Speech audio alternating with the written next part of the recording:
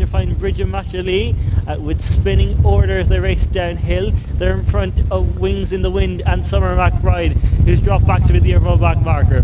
Here's 4 fences for home, and as they come to it, over safely, Expensive Emotion. Summer McBride was pulled up before jumping 4 out there. Summer McBride didn't jump the 4th last, still continuing his Wings in the Wind as they race out over 3 out, where there was almost 3 in a line. Star Cave around the outside, Expensive Emotion down the inside. Good Girl Rachel ridden along to hold her position now, pulling up there was Wings in the Wind as they make their way now on to go through the gap. They have 2 fences left to jump, and Expensive Emotion. Star Cave lose large around the outside.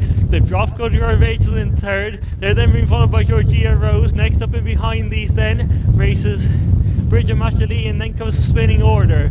Here's the second last fence, and Star Cave takes off with the advantage from Expensive Emotion. Next up and behind these is Good Girl Rachel. They're being followed by Georgia Rose and then Bridget Lee. Pulling up before the second last was Spinning Order as they round the bend at the top of the track. And it's Expensive Emotion from towards the outside Star Cave. They're clear over the next one racing, which is Good Girl Rachel and then Georgia Rose.